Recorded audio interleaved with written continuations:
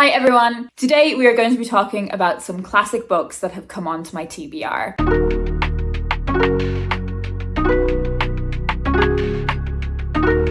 Hi everyone, my name is Leanne. Welcome back to the channel. Today we are going to be hauling some classic books. So if you've been around the channel a while, you may be aware that I collect the Penguin English Library books.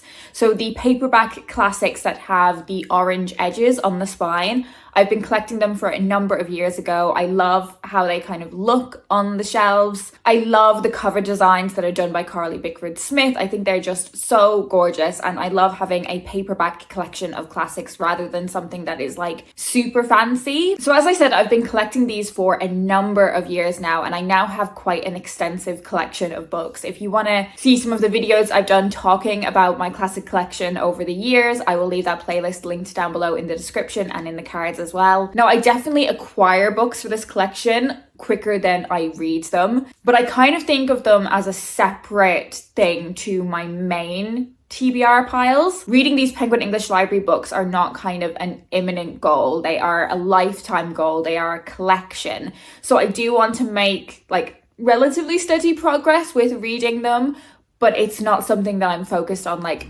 really imminently. It's a lifetime goal rather than a short-term goal. I also don't include them in my regular haul videos because I like to wait until I've built up quite a stack to talk about in one specific classics haul video, because often I think people that are really interested in classics would like to see it all in one place and might not be interested in some of the other books that I'm hauling or content on the channel, which makes perfect sense. So it has been over a year since I showed you the new Penguin English Library books that have come onto my collection. I say new. All of these books are secondhand. Quite a few of the books in the Penguin English Library collection are out of print, so they can be quite tricky to get hold of. And even the ones that are kind of easier to get hold of that are still in print, I do try to get them secondhand if I can. I don't acquire the books in the collection as quickly as I used to, which again makes perfect sense because as my collection grows, there are fewer and fewer books that I have remaining to collect. Although I did see recently that Penguin have released, I think 5 or 6 new books in these editions, so I need to have a little look into what those are. I did try and request them from Penguin, but no one got back to me. Also, just to say, I don't really know tons about what these books are, so you are going to get my completely like organic impressions to them. When I first started to build this collection, I basically kind of pretended I knew more about the classic books that I was hauling than I did. So if you're someone that sometimes finds reading classics a little bit intimidated, don't be intimidated in this space. We're going to find out about these books together. So I'm going to start with Far from the Madding Crowd by Thomas Hardy. I've read a couple of Hardy books before. So according to the blurb, this one is about a proud working woman whose life is made complicated by 3 different men. Respectable farmer Boldwood, seductive Sergeant Troy, and devoted Gabriel. And this makes her like the center of scandal. It's about the position of a woman in a man's world. And it's kind of about the superstitions in a small community and like the sexual politics. I mean, that plot feels like it would be in a contemporary book, which I think is one of the things that I really appreciate when I do get round to reading some of my classic novels, is seeing like they are classics for a reason. They are classics because a lot of the themes are still so culturally relevant and can be applied to a more contemporary context. So just my first impression of like reading what it's about, it sounds like stuff that I'm really interested in. So I'm really intrigued to see what Hardy, a male author, does with those themes. Next, I have When Angels Fear to Tread by E.M. Forster. So I have read parts of this novel before at university, so it was quite a long time ago. We'd read particular extracts from the novel, but not the whole thing. From what I remember, this is funny in a kind of like very like witty kind of way, and it's about a woman who is considered a bit of an embarrassment to her husband's family, or her late husband's family I should say, and she then goes to Italy, I think she goes to Tuscany, and starts an affair with like a much younger Italian man who is not of like equal class status to her. It's quite a short one, and I love a short book, and particularly a short classic. Cannot say all of the books we're going to be talking about today are short. Next, I have Nostromo by Joseph Conrad. So I've read a couple of his other books that are in the Penguin English Library collection. So I've read Heart of Darkness and I've read The Secret Agent.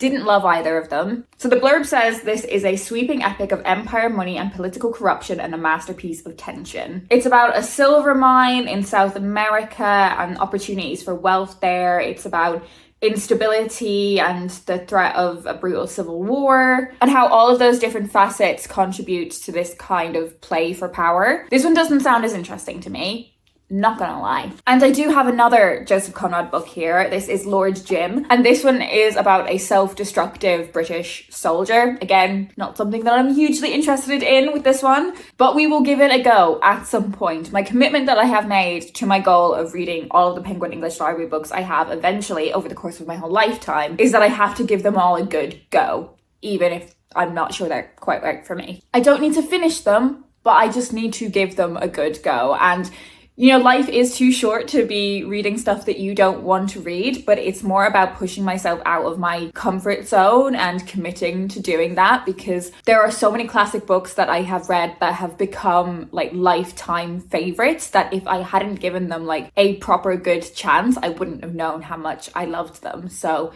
over the course of this, again, I will reassert, lifetime goal, I want to give all of the books from the Penguin English Library collection a good go. Next we have The Call of the Wild by Jack London. This is about a dog. So this is set in the far north in very icy areas. It's about animals and nature. The Call of the Wild is about a pet dog that is captured and forced to work in really harsh freezing conditions.